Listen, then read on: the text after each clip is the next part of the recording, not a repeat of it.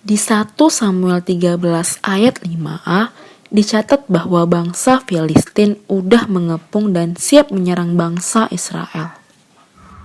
Nah, sebelum mulai perang, bangsa Israel harus mempersembahkan korban bakaran terlebih dahulu kepada Tuhan yang harus dipimpin oleh seorang nabi. Tapi Nabi Samuel ini gak datang-datang, dia terlambat. Maka Saul sebagai seorang raja langsung gercep berinisiatif mempersembahkan korban bakaran dan meminta penyertaan Tuhan. Tapi pas Nabi Samuel datang, Samuel malah marah-marah sama Saul. Samuel bilang kalau apa yang telah dilakukan oleh Saul itu bodoh dan dia telah ditolak sama Tuhan sebagai raja. Kok malah marah-marah sih? Terus Tuhan kok gitu sih? Nih, apa salah Saul ya? Apa Tuhan gak ngerti ya kondisinya?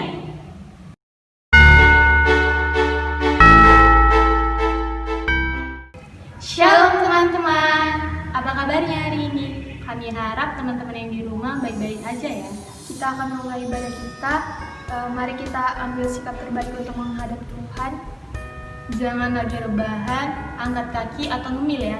Kita akan mengucap syukur. Mari kita angkat lagu ujian kita. Jalanmu tak terselam.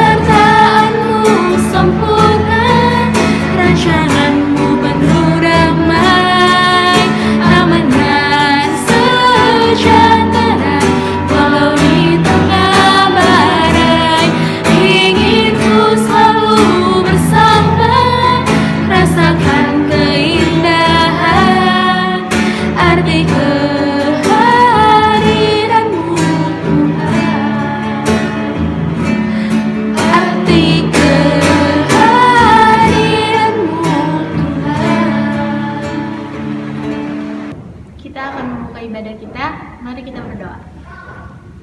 Tuhan Yesus, terima kasih buat berkat-Mu hari ini sehingga kami bisa beribadah meskipun di tengah-tengah pandemi ini.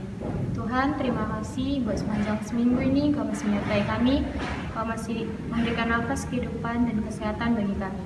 Tuhan, kami ingin melanjutkan ibadah kami, kiranya Engkau memberkati dari awal, pertengahan hingga akhir.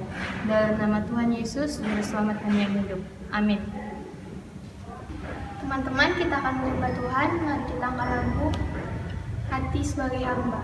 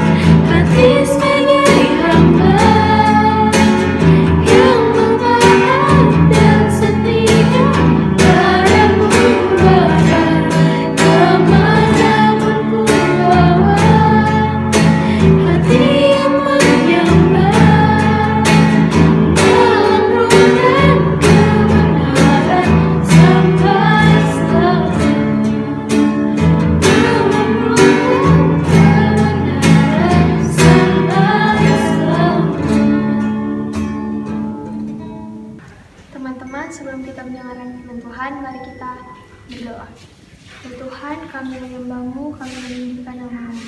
Tuhan, sebentar lagi kami akan mendengarkan firman-Mu. Tuhan, tolong kami supaya kami dapat mengerti firman-Mu. Tuhan, tolong juga hamba-Mu yang akan memberikan firman-Mu ya Tuhan. Dalam nama-Mu kami sudah berdoa, amin. Sebelum kita mendengarkan firman Tuhan, aku mau nanya nih, Laura masih ingat nggak firman Tuhan minggu lalu? Maaf ya, aku nggak ingat Pak, soalnya aku nggak nonton. Loh, kenapa nggak nonton? Soalnya kemarin sisa kotaku tinggal dikit, terus aku pakai nonton drakor. Soalnya tuh minggu kemarin drakornya ada episode baru, ya udah, aku pakai aja ke nonton drakor. Oh gitu. Terus sampai sekarang belum nonton juga? Belum nih, aku lupa. Nanti setelah ini kita nonton sama-sama ya. Ya udah. Sekarang kita dengarkan firman Tuhan hari ini dulu ya.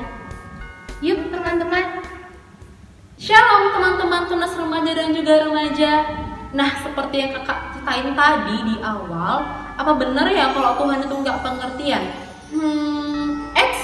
Salah ya. Bukan Tuhan yang nggak pengertian, tapi Saul yang nggak ngerti firman Tuhan. Kan udah jelas ya dibilangin kalau yang boleh mempersembahkan korban bakaran itu ya cuma nabi, dan Saul wajib nungguin Samuel untuk mempersembahkan korban bakaran. Tapi pas ditegur, Saul ini bukannya bertobat, dia malah membela diri dan mencari alasan yang dia pikir bisa membenarkan dia. Tapi kita sering gini juga nggak sih? Kalau misalnya kita lagi dalam masalah, apalagi kepepet, kita lebih sering cari solusi pakai akal kita sendiri, bukan dengan baca firman Tuhan. Misalnya nih, kayak yang tadi teman-teman kita udah ceritain di awal, waktu kuota mereka tinggal sedikit, ya mereka pakai untuk nonton drama Korea yang mereka udah ikutin episodenya dari awal. Nah, waktu ada episode baru, ya udah deh, kuota yang tinggal sedikit dipakai untuk nonton drakor, bukan untuk ibadah online. Atau teman-teman yang cowok nih, kuota yang tinggal sedikit dipakai untuk nonton pertandingan bola online daripada ibadah online. Ayo ngaku sering gini nggak? Udahlah, Tuhan pasti ngerti. Kan kalau misalnya kita nggak nonton drama Korea atau kita nggak nonton pertandingan bola yang lagi seru itu, entar kalau kita ngumpul sama teman-teman jadi nggak nyambung ngomongnya. Terus kalau ditonton lain hari kan jadi basi. Ya udahlah ya, kan cuma seminggu ini doang nggak ibadah. Kan masih ada 51 minggu yang lainnya kita untuk ibadah. Cuman ini kok Tuhan nggak ibadah, entar kan bisa. Ayo, siapa yang suka mikir gitu? Firman Tuhan dalam kitab Ibrani jelas mengatakan, janganlah kita menjauhkan diri dari pertemuan-pertemuan ibadah kita, dan kita wajib taat. Atau misalnya kita udah capek banget nih aktivitas dari pagi sampai malam, mulai dari bantuin mama papa di rumah, belajar daring, ngerjain PR, ngerjain tugas sekolah, dan yang lain-lain. Terus waktu malam-malamnya kita lupa deh berdoa.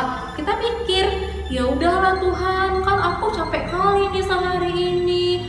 Udahlah, berdoanya entar-entaran aja lah. Kan cuma malam ini doang nggak berdoa. Kan masih ada 364 malam yang lainnya untuk aku bisa berdoa.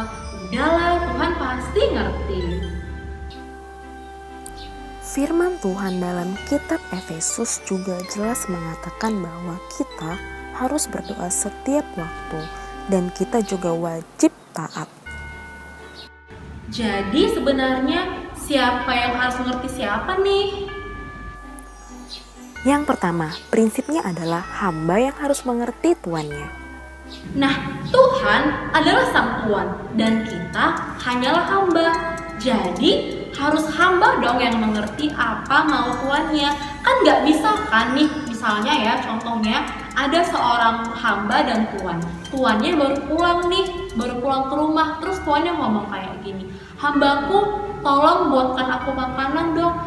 Terus hambanya bilang kayak gini, duh Tuan, aku capek banget loh, aku udah nyapu rumah, udah ngepel rumah, udah nyetrika, udah nyuci baju, udah capek banget, banyak hal yang kerjakan sehariannya. Enggak lah Tuhan, aku gak bisa masak buat Tuan. Duh, kalau hambanya kayak gini, siap-siap aja ya dipecat sama tuannya. Yang kedua, ketaatan kita tidak boleh tergantung pada kondisi. Enggak ada kondisi sesulit apapun yang bisa menghalalkan kita untuk melanggar firman Tuhan. Yesus Kristus selama hidupnya telah memberikan teladan kepada kita. Selama hidupnya, Yesus nggak pernah lari dari kesulitan. Yesus selalu berkata, biarlah kehendakmu yang jadi. Dan Yesus taat bahkan sampai ia mati di atas kayu salib. Kita pun harus begitu. Kita harus taat sama firman Tuhan, baik dalam keadaan senang maupun susah, dalam keadaan gembira maupun sedih, baik dalam keadaan tenang maupun dalam pandemi. Orang Kristen tidak dipanggil untuk menjadi pemalas dan pengecut, tapi orang Kristen dipanggil untuk menjadi pemberani dalam keadaan apapun, harus taat sama firman Tuhan. Teman-teman, kita telah mendengarkan firman Tuhan sebagai lagu komitmen kita. Mari kita angkat lagu pujian Sentuh Hati.